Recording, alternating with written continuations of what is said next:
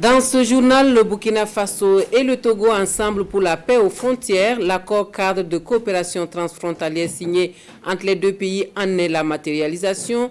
À suivre donc dans quelques instants la rencontre de vulgarisation du contenu du document à Tinkodougou. Le Covid-19 qui passe à un niveau supérieur au Burkina Faso dans sa gestion. Il s'agit de la dématérialisation du test et de la vaccination. La plateforme covidinfo.santé.gov est présentée aux hommes de médias pour faire écho auprès de l'opinion publique le fonctionnement de la plateforme dans ce journal. L'appel à projet lancé depuis le 1er septembre dernier sont concernés par le financement du fonds d'appui à la presse privée, les projets dits structurants, explication des responsables du FAP à suivre. Dans ce journal, bonsoir à tous, merci de nous suivre. Pour ouvrir donc ce journal, nous reparlons du projet d'amélioration de la mobilité urbaine du Grand Ouaga avec cette acquisition de 300 bus ultra-modernes annoncés, un renouvellement du parc qui se chiffre à plus de 60 milliards de francs CFA. La convention de financement entre le gouvernement burkinabé et les partenaires financiers vient d'être signée à Ouagadougou. Sont témoins de cela Konsoun Koulibaly et bienvenue Taoussa. BNP Paribas et Vista Bank, les deux bras financiers du projet de mobilité urbaine du Grand Ouaga. Leur engagement se concrétise par cette signature de convention. Le projet de plus de 60 milliards de francs CFA sera accompagné à hauteur de 85% par BNP Paribas et 15% par Vista Bank. Ce n'est pas du bénévolat et ce n'est pas du tout critique ce que je dis, au contraire. Ça veut dire que le projet est suffisamment solide pour qu'une banque y croit et accepte effectivement d'investir dans un projet de ce type. Pour nous, du fait qu'on est une banque locale et qu'on intervient dans un projet aussi structurant et pour le pays, donne toute la visibilité, toute la vision que Vista Bank a pour le Burkina et dans lequel on s'inscrit absolument. Dans 9 mois, Ouagadougou devra donc se voir doté de plus de 300 nouveaux bus. C'est un pas important dans le développement du transport urbain dans la capitale.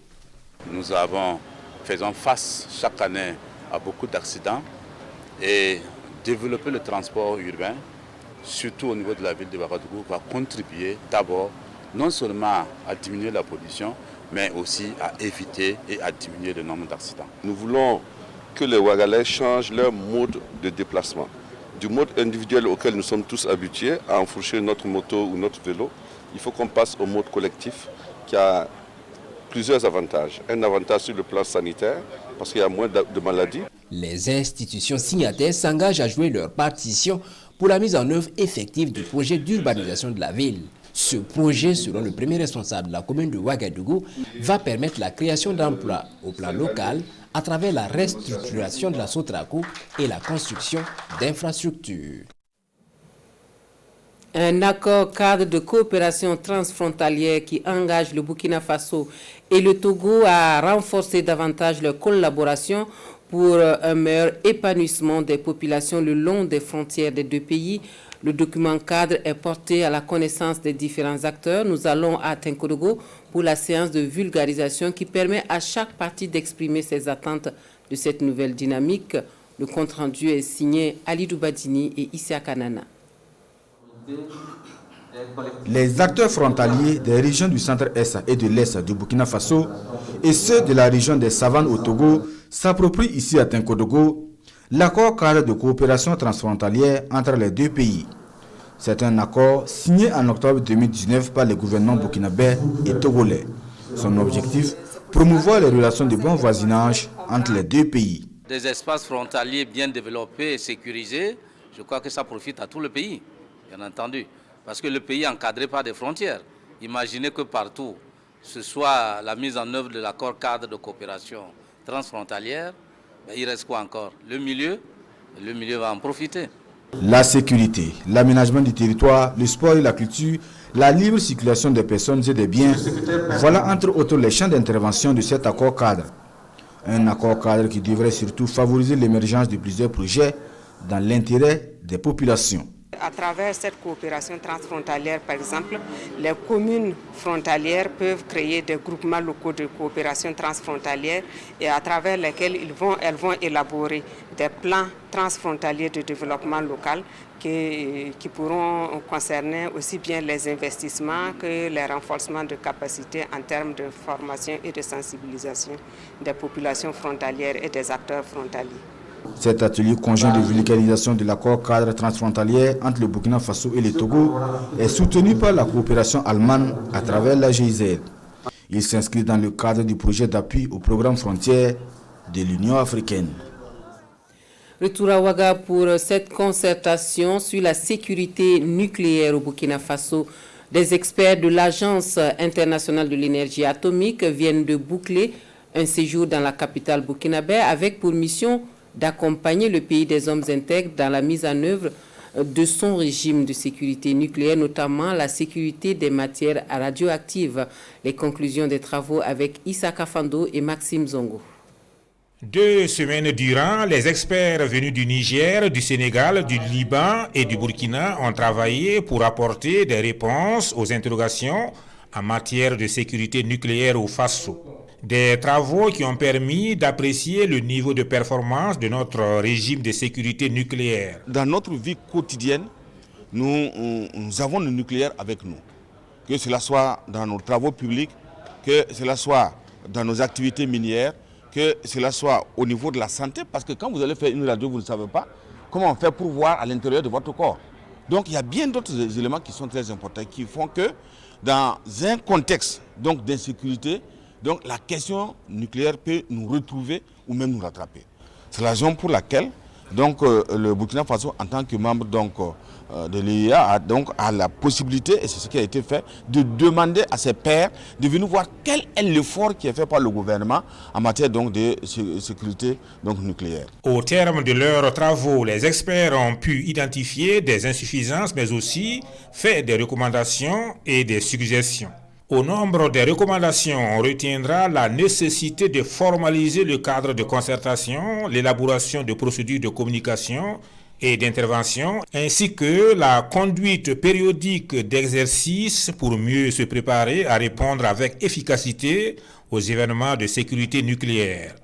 La finalisation et l'adoption du projet de décret sur la sécurité des matières radioactives en stockage et en utilisation.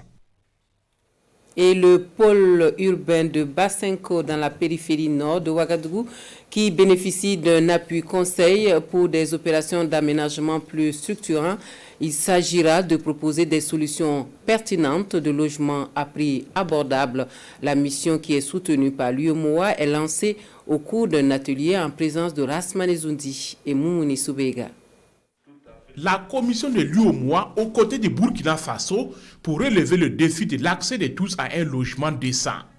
C'est tout l'intérêt de cette mission d'appui conseil aux opérations d'aménagement dans le pôle urbain de Basenko. L'appui conseil pour le Burkina Faso vise entre autres les objectifs ci-après. Développer et ajuster la stratégie financière et institutionnelle de l'opération de Basenko, évaluer le partenariat public-privé, améliorer l'attractivité commerciale de l'opération, renforcer la capacité de l'équipe de projet et le dialogue avec les acteurs compétents de la promotion immobilière. Pour sa mise en œuvre, la commission de l'UEMOA a recruté le groupement Kéré Avocat Perspective Lumen Consulting. Une mission d'appui qui s'étale sur 18 mois avec pour but de proposer les meilleures formules possibles pour une politique de logement efficace au profit des citoyens. L'accès au logement, c'est un souci, pas seulement pour Basenko, mais c'est une préoccupation, j'allais dire, de l'espace communautaire de l'UEMOA. C'est-à-dire que les pays membres de l'UEMOA rencontrent plus ou moins les mêmes difficultés. Et pour nous, c'est une aubaine de féliciter d'abord la commission de l'UEMOA qui a eu l'idée de soutenir le pôle urbain de Basenko à Ouagadougou. À terme, nous devrions voir cette partie de la ville de Ouagadougou devenir une véritable ville nouvelle. Cette mission d'appui conseil aux opérations d'aménagement dans le pôle urbain de Banseko est conduite par la commission de l'UOMOA avec le soutien de la Banque mondiale et l'Association internationale pour le développement. En santé, une plateforme numérique pour les tests et la vaccination contre le Covid-19.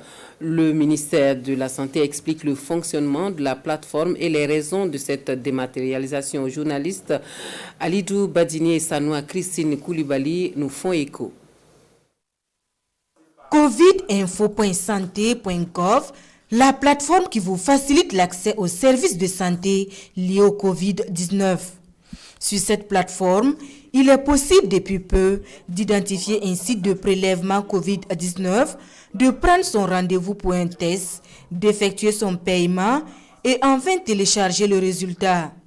Un ensemble de services dématérialisés peu connus des usagers. D'où cette rencontre d'informations avec les hommes des médias. Tout les permet de devenir complètement dématérialisé. Ça, c'est un des premiers constats. Et les gens partaient notamment au niveau du site de l'aéroport pour chercher à payer.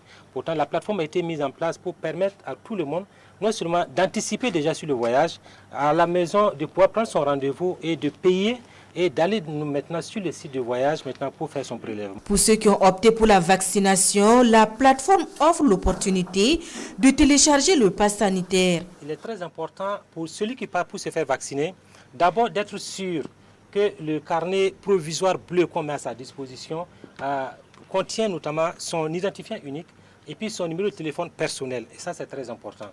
C'est à partir de l'identifiant unique. Vous renseignez le numéro de téléphone sur la plateforme et automatiquement, vous pourrez maintenant télécharger votre passe. Mais ce qui est important à souligner, celui qui n'a pas terminé sa série vaccinale pour certains vaccins tels que AstraZeneca, que c'est en 2 doses, si vous avez fait une seule dose et que la deuxième dose n'a pas été renseignée sur la plateforme, il ne sera pas possible de télécharger votre passe. Pour le pass physique, la production se fait ici. 3 imprimantes d'une capacité de 3000 cartes jour permettent de produire des passes pour des voyageurs en situation d'urgence.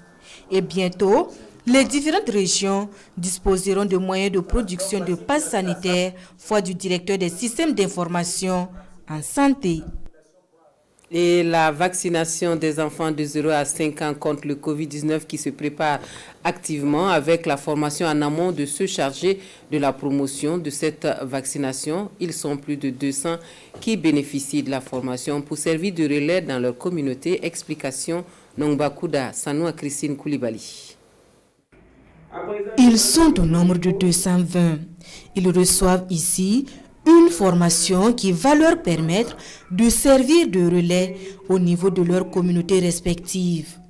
Une formation pour la promotion de la vaccination des enfants de 0 à 5 ans et contre le Covid-19 dans les zones périphériques de la ville de Ouagadougou. C'est pour interpeller les femmes, c'est pour interpeller tous les parents à vacciner les enfants de 0 à 5 ans parce que cette vaccination commence même quand la maman de cet enfant est en grossesse et c'est une grâce de Dieu. Et donc cette année, nous venons de lancer la campagne. Après ce lancement officiel, suivra différentes stratégies de communication, et donc, parmi lesquelles des stratégies de porte-à-porte, pour que en tout cas ceux-là qui ne sont pas dans la salle là aujourd'hui puissent en tout cas bénéficier de ce que la formation va révéler aujourd'hui. Une initiative qui devrait contribuer au bien-être des nourrissons et qui est ici saluée par le maire de l'arrondissement 4 de la ville de Ouagadougou. L'appel à lancer à l'adresse donc de la population, c'est les inviter véritablement à présenter les enfants aux agents qui assurent donc la vaccination des tout-petits contre les maladies. Et je crois que c'est à travers ça que nous allons pouvoir véritablement donner la joie au sein de nos familles. Également à l'adresse des personnes âgées de se faire vacciner contre la maladie à coronavirus. Cette campagne de formation est l'initiative du Centre d'éducation et de la réinsertion sociale en partenariat avec le Fonds des Nations Unies pour l'enfance, UNICEF. Une formation qui va s'étendre dans les jours à venir aux autres arrondissements de la commune de Ouagadougou.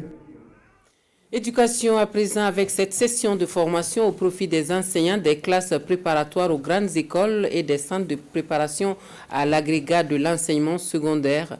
Un renforcement de capacité au plan pédagogique et disciplinaire pour mieux transmettre aux apprenants les fondamentaux de la réussite. C'est une expérience pilote dans la sous-région dont le Burkina Faso tient à relever le défi. C'est à Zignaré que nous allons pour les détails de cette formation avec Bernard Kombelem et Nyarki Teda.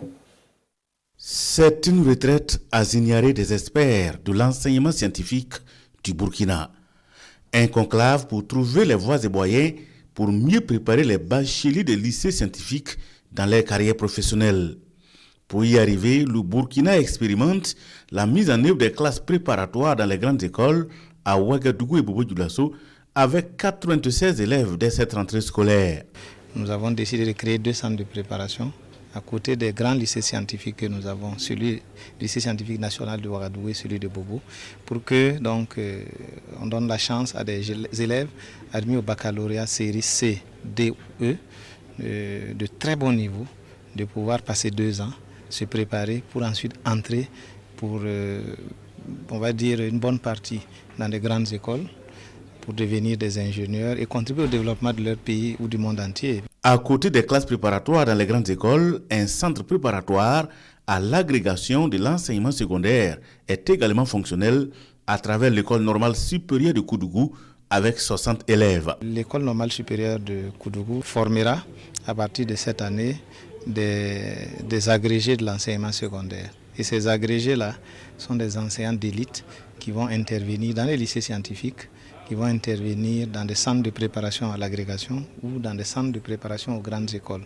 Une première, et au regard de la spécificité des cours à dispenser, se tient alors cette session avec le soutien de l'enseignement supérieur, martèle le ministre, le professeur Waro. C'est un cadre d'échange entre enseignants-chercheurs et enseignants aux cours préparatoires d'entrée dans les grandes écoles, selon le directeur général en charge du développement des lycées scientifiques, qui annonce par ailleurs l'ouverture des lycées scientifiques dans toutes les 13 régions du pays pour la rentrée scolaire 2021-2022. Renforcement de l'intégration, ZLECA, e-commerce, promotion de l'entrepreneuriat des femmes sont autant de sujets au menu de la 2e réunion de la Fédération des chambres de commerce et d'industrie de l'Afrique de l'Ouest à Ouagadougou, l'ouverture de la rencontre en présence de Moussa Ouedraogo et Moumouni Soubega. C'est la 2e réunion de l'année 2021 de la FEWASI, la Fédération des chambres de commerce et d'industrie de l'Afrique de l'Ouest. Et pour ce rendez-vous de Ouagadougou, les membres du bureau de la FEWASI veulent trouver des voies et moyens pour permettre au secteur privé de poursuivre ses activités malgré le contexte actuel marqué par le Covid-19. Le souci de tout le monde, c'est l'intégration.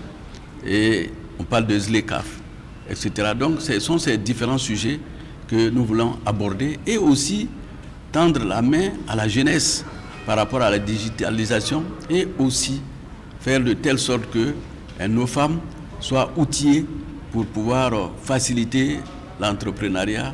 Renforcer la coopération entre les chambres de commerce et d'industrie de l'Afrique de l'Ouest, développer un partenariat international, c'est la vision que la FEWASI entend développer pour donner un coup de fouet au secteur privé ouest-africain. Nous sommes conscients du fait que les chambres de commerce ne peuvent pas survivre et même être efficaces sans être dans l'union.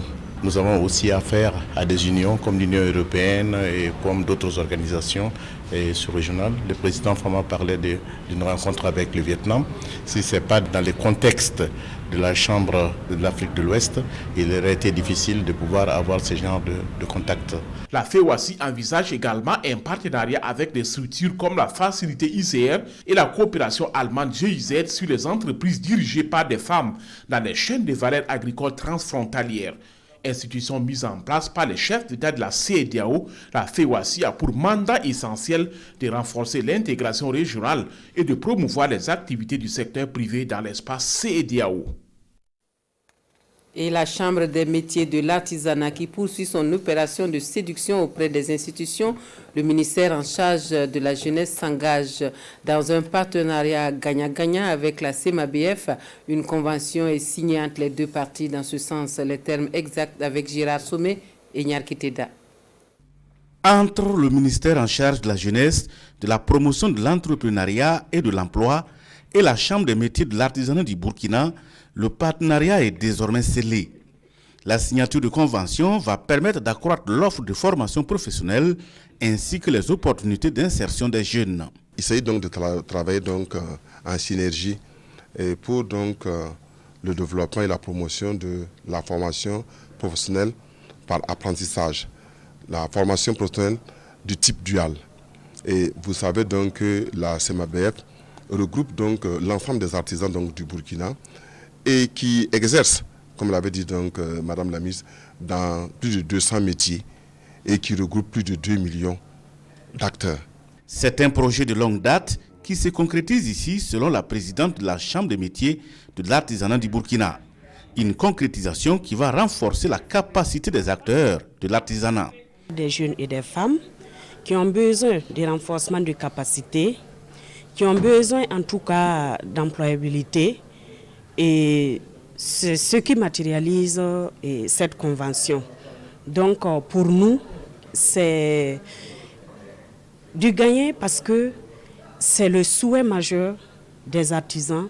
Les deux institutions signataires s'engagent à jouer leur partition pour la mise en œuvre effective de cette initiative pour l'épanouissement de la jeunesse burkinabé. Actualité des médias, les premiers responsables du fonds d'appui à la presse privée face aux journalistes ce matin. Principal point à l'ordre du jour de la rencontre, l'appel à projet pour l'année 2021 du FAP.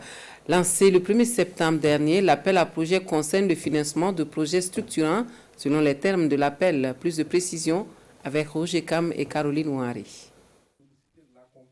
L'appel à projet pour l'année 2021 est lancé. L'information est disponibilisée depuis le 1er septembre dernier sur les canaux d'information traditionnels, les réseaux sociaux et le siège du fonds lui-même. Troisième du genre, cet appel à projet s'adresse aux entreprises de presse du secteur privé pour des financements visant leur appui et accompagnement. Les conditions d'éligibilité sont entre autres d'être une entreprise légalement reconnue et présenter un projet rentable dans le domaine de la presse privée. Wenkuni Banque Internationale est la structure bancaire désignée pour couvrir l'opération consistant en des prêts sur un taux d'intérêt de 4% hors taxe.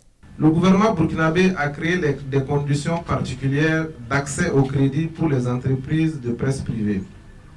Ces conditions particulières ont concerné aussi bien le taux d'intérêt des crédits, leur montant, que les garanties qui sont très souvent au nombre des difficultés que connaissent les promoteurs des entreprises de presse. Selon les chiffres du fonds, 13 entreprises de presse privée ont bénéficié de ce soutien pour un coût global de plus de 358 millions de francs CFA pour la réalisation de leurs projets à ce jour. Le fonds d'appui à la presse privée a décidé de remettre la liste des documents à fournir à Wenkuni Banque Internationale à toutes les entreprises de presse privée qui seront bénéficiaires de l'appel à projet 2021. C'est aussi le lieu d'inviter les entreprises de presse privée à prendre massivement part à cet appel à projet 2021 qui leur est destiné. L'appel à projet du fonds couvre la période du 30 septembre au 29 octobre 2021. Également lancé ce 9 septembre à Ouagadougou, le processus de révision du cadre juridique de l'état civil. Les volets informatisation et l'enregistrement civil sont des options à intégrer. L'exercice se veut une nécessité pour être en phase avec les nouvelles réalités, nous confient les organisateurs. À l'ouverture de l'atelier, en présence de Wendata Nathalie Kaori. La crise sécuritaire a occasionné un déplacement massif des populations qui ont besoin d'être enregistrées à l'état civil. Et pendant que les milliers de personnes déplacées internes sont actuellement privées de ce droit, des services de production des actes de l'état civil ont été saccagés dans certaines localités. Voici présenter la situation actuelle du Burkina Faso dans le domaine de l'état civil. Nous avons 1 400 000 déplacés et qui aujourd'hui rencontrent des difficultés en ce qui concerne les documents d'état civil. Il faut nécessairement qu'on utilise maintenant le numérique pour l'enregistrement des faits d'état civil. Parce que plusieurs préfectures, plusieurs mairies ont vu les documents détruits et des populations sont déplacées, des populations sont sans acte. Et tout cela constitue des préoccupations. C'est pour donner un début de solution à ces préoccupations que les acteurs impliqués dans l'établissement des documents de l'état civil ont été conviés à cette concertation.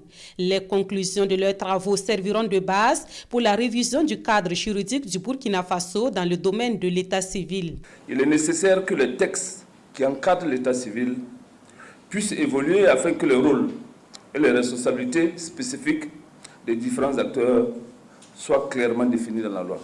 Le cadre juridique de l'état civil doit être dynamique pour intégrer les nouvelles évolutions, notamment la digitalisation du système et la prise en compte de l'enregistrement des faits d'état civil en situation d'urgence. La tenue de cette concertation est aussi une réponse à une recommandation de la 5e conférence des ministres africains chargés de l'état civil. Cette recommandation appelle les États membres à adopter des lois et des politiques qui garantissent l'enregistrement des naissances pour tous les enfants, y compris les réfugiés, les migrants et les déplacés internes. Au Sahel, la résilience des réfugiés maliens et communautés hautes au cœur du projet CO-SENO. Le projet prend fin le 30 septembre prochain et à l'heure du bilan, le compteur affiche le renforcement des moyens d'existence des ménages vulnérables, mais aussi la formation professionnelle des bénéficiaires, le tout financé à plus d'1 milliard de francs CFA par plan international. Pini Dienyano. 2091 chèvres au profit de 500 ménages des communautés hautes et des réfugiés des Goudébou, la formation de 519 jeunes de 15 à 30 ans en entrepreneuriat, la sensibilisation de 4543 membres des groupes d'épargne et de crédit sur les habitudes alimentaires et l'état nutritionnel des femmes enceintes, des mères allaitantes et des enfants de moins de 5 ans. Voici entre autres le bilan des activités en 5 ans du projet CO-SENO mis en œuvre par l'Association pour la gestion de l'environnement AGED.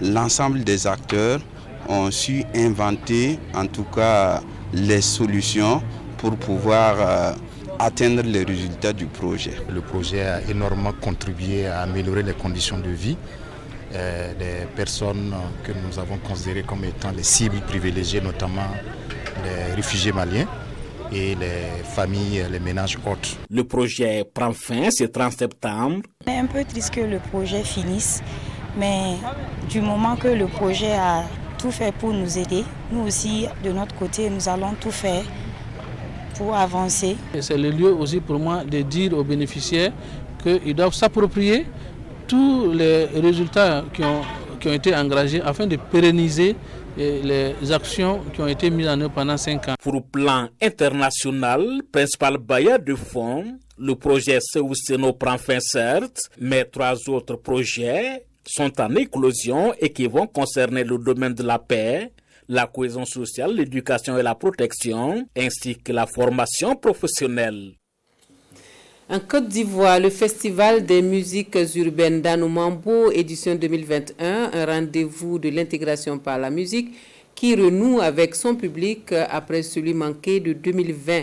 Le FUMIA 13 enregistre une vingtaine d'artistes venus de 13 pays et met l'accent sur la santé des festivaliers dans le contexte de la crise sanitaire du Covid-19. Suivons le commentaire de Vincent Kendrebego.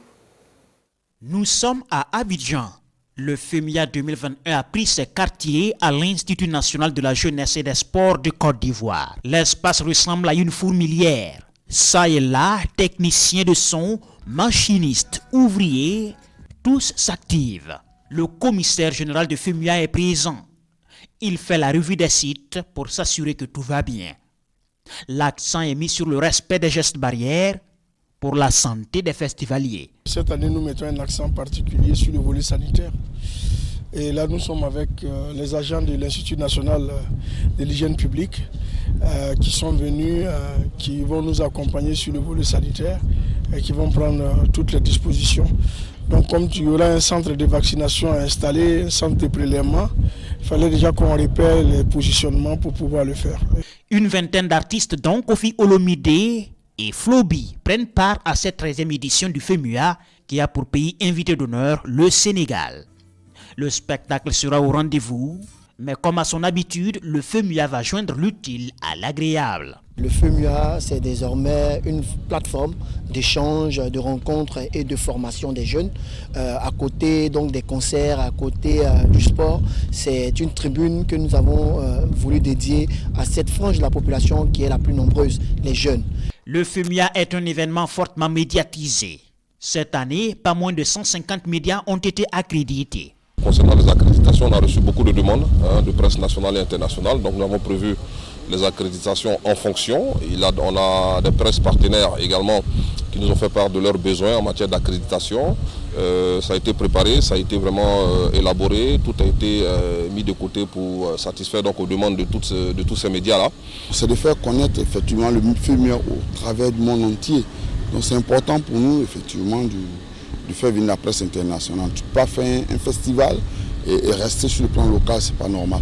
Le FEMIA 13 se déroule du 7 au 12 septembre 2021 et c'est Anoumabo et Marc Kouri qui ont le sourire.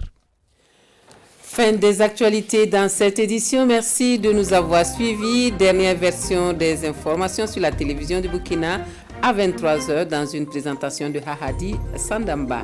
Très belle soirée à tous.